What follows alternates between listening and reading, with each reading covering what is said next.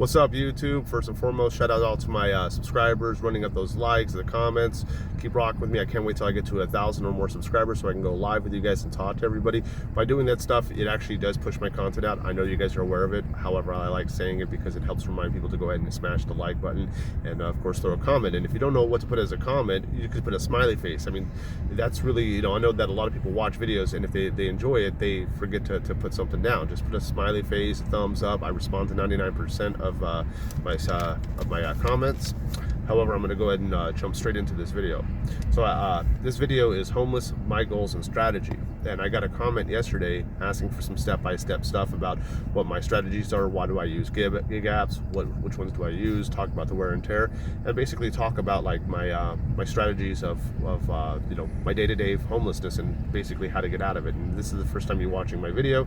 I am homeless. I do live in my car. I have videos on here talking about how I became homeless and everything that happened. So if you enjoy this content, subscribe and check out my other videos. But jumping straight into it, homeless, my goals and strategies, right?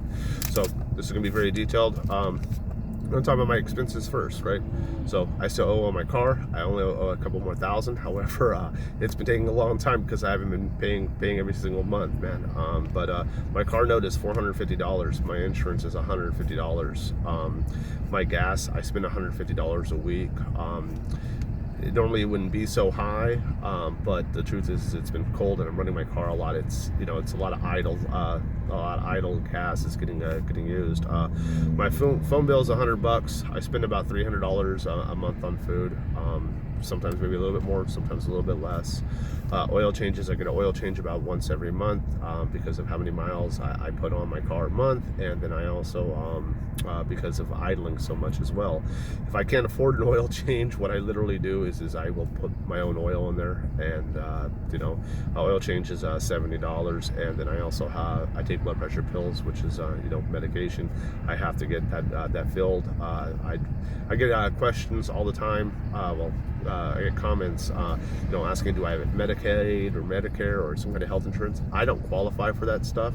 I'm not old enough, and I also don't have any children. And if I could qualify for it, that'd be great, but I don't. So I don't quite get it. When people are like, people have free health insurance, that's great, man.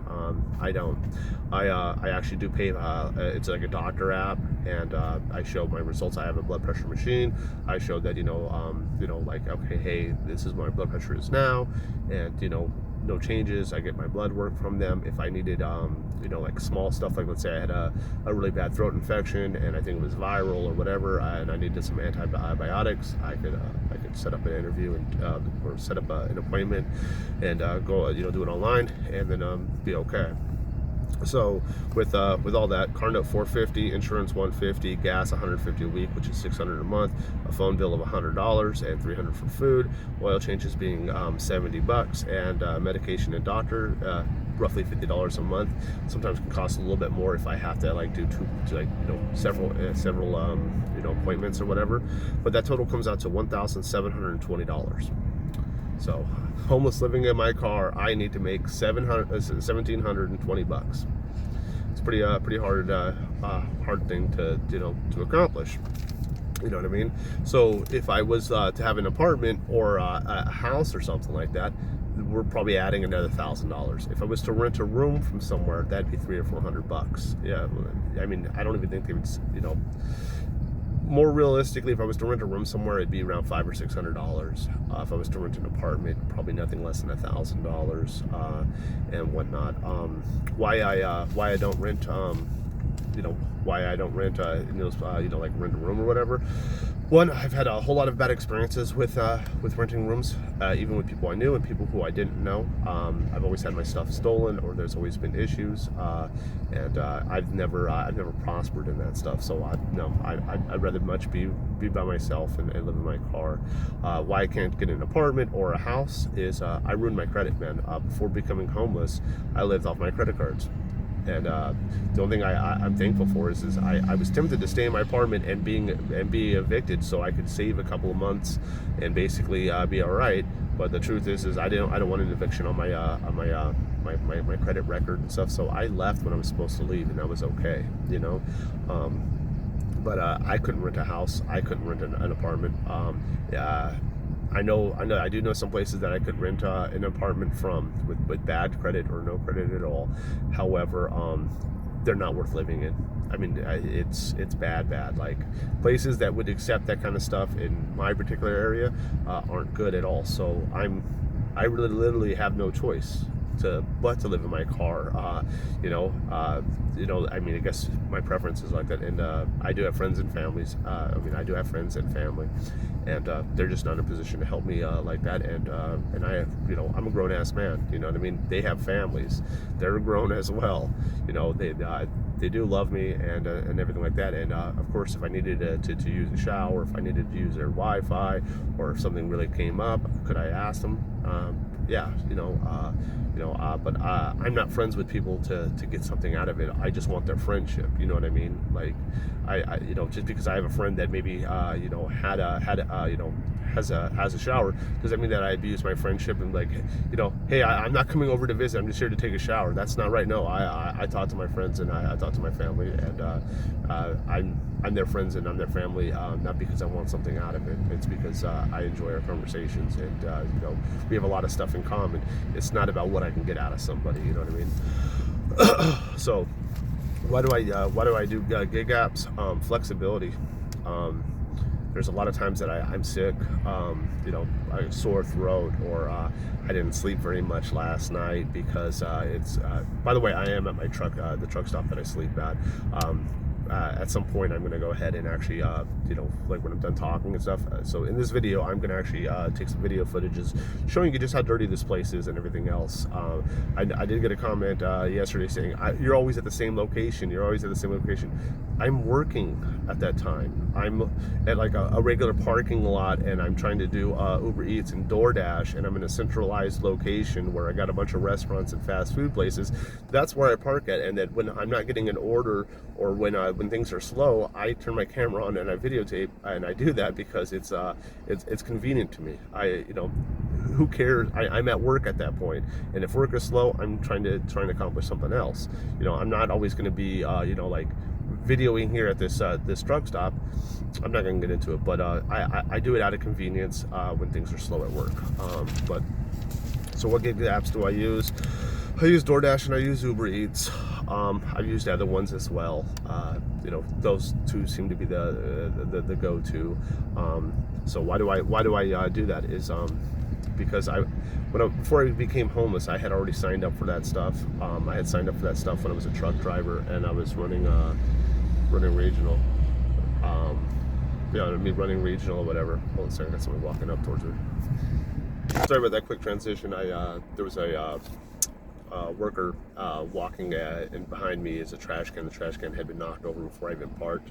Decided to pick that up, but there's trash everywhere. I guess he's okay with leaving trash, but a trash can knocked over, that's too much. It's funny. Why I use gig apps. So I believe that's the part that I was on. Flexibility. I get sick. I can very much oversleep. It's a control thing for me. I like being able to know that I can turn that app on and turn it off. According to my schedule. Like if I had a friend that needed an emergency or something like that, or my clothes are taking too long at the laundromat, or my clothes are, I'm doing my clothes at my friend's house. I like being able to know that, like, wait a minute, I can set my own schedule. Then I also have separation anxiety from my car. And that's something that people probably don't talk about. Yeah, like when I'm outside my car and if I'm too far away from it, it really does bother me. I can't stop thinking about it because this is where I live and this is where I'm always at. You know what I mean? This is where I sleep. This is where I eat. This is where I do everything at, man. This is the office, baby. Basically it is. That's what I was saying. I had those gig apps from when I was doing regional truck driving, because if they didn't have any routes that day, or if the trucks were messed up, or I was doing it on my days off to make extra income, things like that. So I had already signed up for these apps, and I had already been using them. When I became homeless, I was like, I just got to use these things. It's a way for me to make money. Me talking about that $1,720. I know that some people are like, hey, they use on their Uber Eats, they're making $500 a week. And that's great for them. like I said, it all depends on their market and stuff like that. Some people say, oh, they can make $1,000 a week on it. I've never made $1,000. I've done over 70 hours, and you know, I'm talking about 10-hour days, doing 70 hours using multi-apps, and never make $1,000 a week. I don't even make come close. There's weeks that after what I paid for my gas and stuff like that, it's maybe $50. You know what I mean? And so I don't even make 17, 20 a month. Tell you the truth, those are my expenses. And you know, if I tell you, you know, I don't make that, then you're like, well, how do you not make that? There's months where I don't pay my car note. You know, there's months where I'm splitting my phone bill. You know, I'm paying $50 now and then 50 later. So that's why I use the gig apps. The wear and tear on my vehicle, it sucks, dude. It sucks, man. Got a cracked windshield, thanks to hell. I was working, and there's nothing I could do about it. I got front on top of my hood, a bunch of hail damage. Got a bunch of hail damage on the actual roof. My back tires need to be replaced. I need an oil change. I've been needing it. I've just been putting oil in it myself because I don't have $70. And what's crazy is you know, I know that people's like, hey, you could change your own oil, and I know how to do that, and that's no problem. Where I actually change, like where I paid to get my oil changed, it is literally $5 for their labor, and everything else all adds up. So like, I could do it myself and save $5, or I could have them do it and pay $5, and they're going to make sure that it's, you know, torqued right. They're going to make sure that they know that the crush nut is you know, it's a brand new one and all that stuff. And I've been getting my oil changed from that place, in the same place for like last 2 years. So I'm okay, and I'm good with that, right? So this is my current situation, right? So how do I get myself out of this situation? You know, especially if I'm struggling and I'm not doing very well on just even keeping up with my bills. Well, that's where the goals and strategies come in. And so that's another thing too with gig apps. Well, one of the reasons why I do that is because I can you know, there's a chance that I could become friends with somebody that I'm doing you know, delivering food from, or I could see that there's more work. Like, you know, hey, your lawn's looking like, especially on slow days, hey, your lawn looks like it needs to be you know, raked up. You know, hey, if you actually have a lawnmower, I'll do it for you. You know, hey, you know, looks like that windowsill's messed up. You know, or hey, I do drywall, I can do painting. You know, I do a lot more than just DoorDash. So opportunities, you know. And do I tell every single customer that? No. Normally, if I have a good rapport with them, I'll ask, and sometimes something will come out of it, sometimes it won't. But if not, you know, you know, I have no problem telling them, you know, hey, here's my name and number. You know, if there's anything else that I could ever do, you know, I'd be happy to help. And it's a way to possibly make more money. It's an opportunity. Working at McDonald's, somebody coming in, you know, is that McDonald worker going to be like, hey, you know, do you need me to detail your car? Like, someone would be like, what the hell? But in this industry, I can do that. You know what I mean? So what are my goals and my strategies, right? YouTube. I believe I'm at close to 600 subscribers, so that's 60% of 1,000 subscribers, which I need to monetize it. I also need 4,000 watch hours. I am just over 2,000 watch hours. So with YouTube, I want to monetize it. I want to be a full-time YouTuber. You know, if my situations get better, it's okay. It's not like I'm stuck in a situation for YouTube or something like that. If my situation gets better, my content can change later. You know, if you know, I want to monetize on it, and I also want to come up with something where, like, you know, merch. You know, I've worked on some really good graphic art stuff with aliens and truck stops, and I think it looks pretty damn cool. I just need to work on it a little bit more, get it buttoned up. I have done some stuff on Teespring, and I just don't have a big enough channel for people to purchase that stuff. You know, there's other content that I want to create, and I want to do it on Patreon, so that's another way of me monetizing it. So I would love to be able to not, do gig apps. I would love to be able to make more than enough. So when you ask me what is my strategy to get out of it, I've seen other videos where people were able to get themselves out of pretty sticky situations, you know, by just them unexpectedly one of their videos going viral. I don't expect for that to happen to me. I expect that you know, that I enjoy making a video every single day. I like chopping some of them up and throwing them on YouTube Shorts to help both sides of the algorithm, and that's what I plan on growing and doing.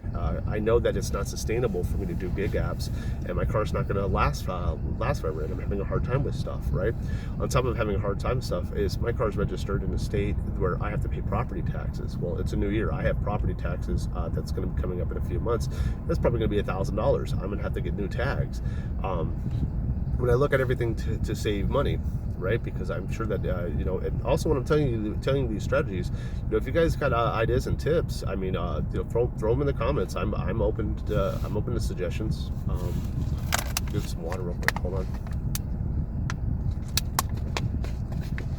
So there's nothing I can do about the car note. It is what it is, right? How am I supposed to save money on that? I can't. Insurance, $150 full coverage. What can I do to do that? I've shopped around. That is the cheapest I can get. It has to be full coverage, otherwise I'm unable to do DoorDash and Uber Eats, right? My gas, I've slept in bandos when it's really cold, so I don't have to run my car several times at night and idling and stuff like that. There's not much I can do. It's winter. This is January. January and February are normally the worst months for winter. You know, December and November was pretty damn cold, I'm not gonna lie, right? Food, what am I supposed to do about food? I mean, that is dirt cheap, dude. $300 a month, and it's infecting my health, man. You know, eating raviolis and you know, I'm not eating enough protein. You know what? The only thing I ate today was a cup of noodles, and I know that people made the comment like, you know, you look it looks like you're not missing meals and stuff. This is high sodium stuff. You know, I am losing weight.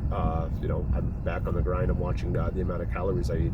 You know, I think a top ramen's got like almost 500 grams of 500 calories, right? And it having nearly 500 calories, because I think it says 240 per serving, and there's 2 servings, and that's how they try to trick you. So you're looking at 480 calories. Out of that, I think it says 2 grams of protein per serving. So I'm getting 4 grams of protein. But guess what? It's cheap though, you know, and that's, you know, you try to save money. Try to save money on food and stuff. Ends up, you know, what you save on that is going to hurt you down the road. What I would like to be able to do is, you know, actually eat 1 pound of ground turkey a day. That would be close to 1,000 calories, and it has a lot of protein in it. You know, I think it's something like close to 100 grams of protein, maybe more, or 150, something like that. But so that's literally some of the stuff is, you know, is literally I want to monetize YouTube. There's a lot of content that I can't put on YouTube, but I can do on Patreon. There's a lot of stuff that I want to talk about, like from my childhood stuff to you know, a whole lot of stuff, you know, that I want to put on Patreon. I've made a Patreon. I just don't have a big enough channel where people want to go ahead and do that, and that's okay. You know, I'm just happy that you guys are subscribing and liking and watching my stuff, and that just the natural progression, I will be able to monetize. I'm a small channel now. I will get bigger every day. I'm growing more and more thanks to you guys. So that's literally what I have going on. Some of my goals and strategies is that, let's say for example I get monetized and things go really well with this big channel, I may go ahead and at that point start working on my credit and paying stuff off and getting my credit score up and going, and then I want to buy land, and I want it to be a homestead. And I'm open to stuff where, like, you know, like maybe I turn it into a little bit of a farm. You know, maybe at that point I can actually start saving money by not having to run my car for heat. I could, you know, I could build a fire outside, or build a little shanty, or, you know, throw my tent up, whatever the case may be, or maybe even buy land that actually already has like a trailer on it or something like that. I've seen that stuff, you know, online before. I also really want to help out homeless in a way that that's never been helped before. You know. I've always been really interested in when this Elon Musk talked about what it would take with solar panels and the power stations, you know, for you know, to run a whole country. I'd like to be able to either me making a, you know, I know it sounds crazy, but Mr. Beast makes $150 million like an episode, and I'm not saying I'm going to be as big as Mr. Beast or anything like that. I think that I'm probably be around the 30 to 50,000 subscriber mark, and when I get to that, I mean, I'll be happy as hell anyways. But getting, you know, smaller channels do still do quite well for themselves, from my understanding. But having a channel and having a platform and having you guys, especially with the content I'm doing, there's going to be a lot of you know, brand deals where you know, or sponsorships. It's going to put me in positions where I can actually negotiate things, and when I negotiate things, you know, like, okay, it would save me money for to not run my gas if I actually had solar panels on top of my roof. I already have hail damage. I'll throw those things on there. You know, if a company wanted to send me that stuff, and I would be honest, like, let's say for the example, they give me something and I thought it was I'd be like, I wouldn't pay for it, but I'm glad I got it for free. You know, let me show you, maybe you guys would want it. You know, I'll be honest about it. I'm not, you know, I'm not for sale like that. Like, just because you give me something doesn't mean that I'm going to tell you that it's the best, you know, best things to slice bread. But if, you know, if a company wanted to give me something like that and wanted an honest review, or wanted me to, you know, just look out for me, that'd be cool.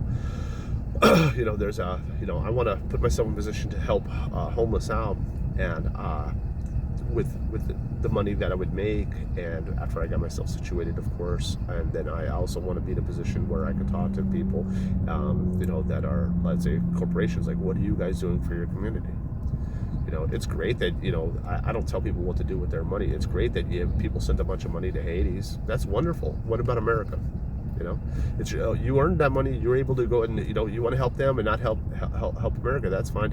And that's what really bothers me is that you know, like, it's okay that, you know, that you don't do that, man. It's all right if you don't, because I'm not going to tell you what to do with the money that you earn. However, for me, and when I'm in a you know, a position to talk to people and negotiate and stuff like that, it's always gonna be America first.